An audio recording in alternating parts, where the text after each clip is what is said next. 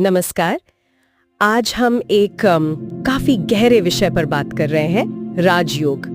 ये कुछ स्रोत है हमारे पास जो आत्म साक्षात्कार और मन पर काबू पाने की बात करते हैं। बिल्कुल। और इन स्रोतों में ना कुछ बहुत दिलचस्प कह सकते हैं बड़े दावे भी हैं।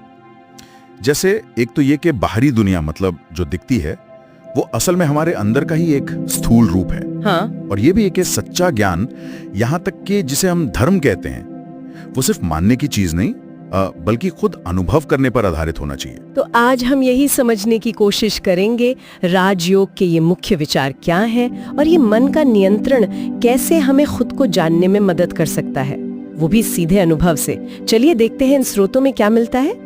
तो पहली बात जो सामने आती है वो ये कि बाहरी दुनिया, जिसे स्थूल जगत कहा गया है, वो अंदरूनी यानी सूक्ष्म जगत का ही नतीजा है।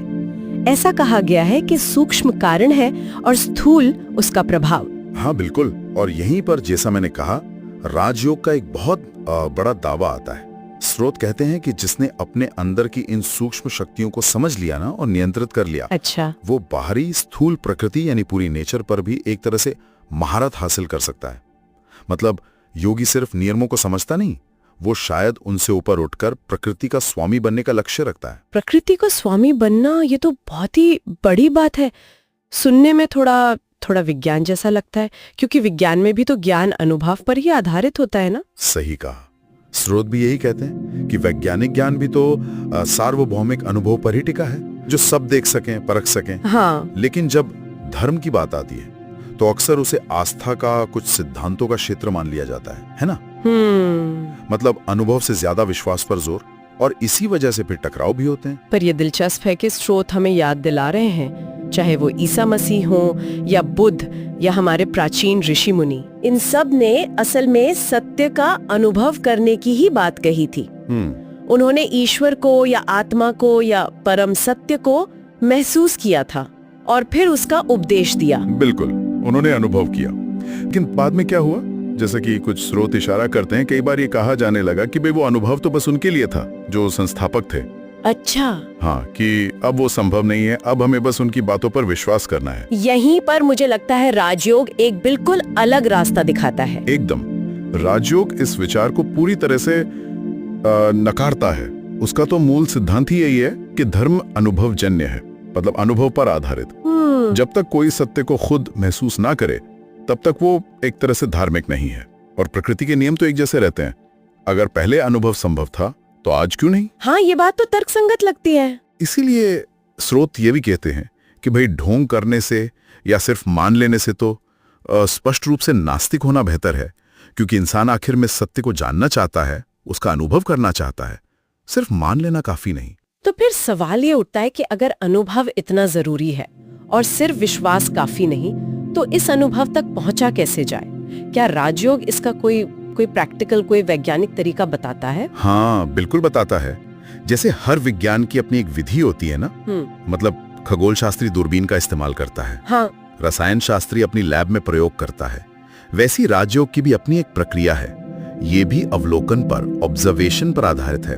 पर यहाँ अवलोकन बाहर का नहीं, अपनी ही भीतरी दुनिया का करना होता है। भीतरी दुनिया का अवलोकन? लेकिन उसके लिए तो कोई दूरबीन या माइक्रोस्कोप नहीं है हमारे पास, तो फिर ये कैसे होगा? उपकरण क्या है? यही तो इसकी सबसे खास बात है। स्रोत कहते हैं कि उपकरण हमारा अपना मन ही है।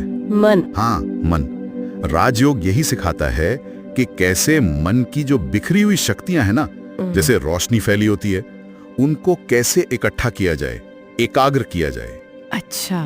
और फिर उसी एकाग्र मन से अपने ही अंदर झांका जाए, अपने मन का ही विश्लेषण किया जाए।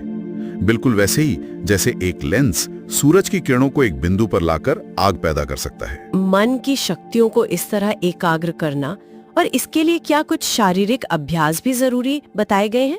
मैंने पढ़ा था। हाँ बिल्कुल, क्योंकि शरीर और मन ये बहुत गहरे जुड़े हुए हैं। एक को साधने से दूसरे को साधने में मदद मिलती है। मन को एकाग्र करने के लिए शरीर का स्थिर और स्वस्थ होना काफी सहायक होता है। ये एकाग्रता, क्या ये कुछ वैसी ही है जैसी कोई वैज्ञानिक अपने प्रयोग पर ध्यान लगाता है? हाँ, काफी हद तक। स्रोत कहते हैं कि एकाग्रता ही असल में ज्ञान की कुंजी है। चाहे बाहरी दुनिया के रहस्य जानने हो या अंदरूनी, वो एकाग्र मन के सामने ही खुलते हैं। लेकिन राजयोग से जो ज्ञान मिलता है वो सिर्फ जानकारी जैसा नहीं है। इसका एक बहुत बड़ा दावा ये भी है कि ये दुखों को मिटा सकता है। दुखों को मिटा सकता है? वो कैसे? वो इसलिए क्योंकि स्रोत बताते हैं कि दुख का जो मूल कारण है वो है भय और अतृप्त इच्छाएं। हाँ, ये तो है। तो जब व्यक्ति एकाग्र मन से अपने असली स्वरूप को अनुभव करता है, जो कि अमर है, पूर्ण है, तब मृत्यु का भय और ये छोटी मोटी दुनियावी इच्छाएं वो अपने आप खत्म हो जाती हैं, ऐसा कहा गया है। और क्या ये अनुभव किसी खास धर्म या विश्वास को मानने वालों तक ही सीमित है? नहीं, बिल्कुल नहीं। स्रोत इस बारे में बहुत स्पष्ट हैं। ये हर उस इंसान के लिए है जो सच में सत्य को जानने की इच्छा रखता है और उसके लिए मेहनत करने को तैयार है। मतलब ये यूनिवर्सल है? हाँ, ये एक तरह का विज्ञान है मन का। कोई भी अभ्यास कर सकता है और आखिर में ये अभ्यास व्यक्ति को दिखाता है कि भीतर और बाहर का जो भेद हम करते हैं वो असल में है ही नहीं। सब कुछ उसी एक परम सत्य का ही रूप है। तो संक्षेप में कहे तो राजयोग मन को साधने का, उसे एकाग्र करने का एक व्यवस्थित तरीका है और ये विश्वास से ज्यादा खुद के अनुभव पर जोर देता है। लक्ष्य है आत्मज्ञान और शायद दुखों से पूरी तरह मुक्ति पाना। हाँ बिल्कुल, और ये हमें एक बहुत गहरे सवाल पर लाकर छोड़ता है। अगर मन की एकाग्रता में वाकई इतनी शक्ति है जैसा राजयोग बताता है, तो क्या इसका उपयोग सिर्फ आध्यात्मिक खोज तक ही सीमित है, या फिर यही एकाग्रता हमारे रोजमर्रा के जीवन को, हमारे काम को, हमारे रिश्तों को, हमारे फैसलों को, क्या इन सबको भी बेहतर बनाने की असीम क्षमता रखती है? इस पर सोचा जा सकता है।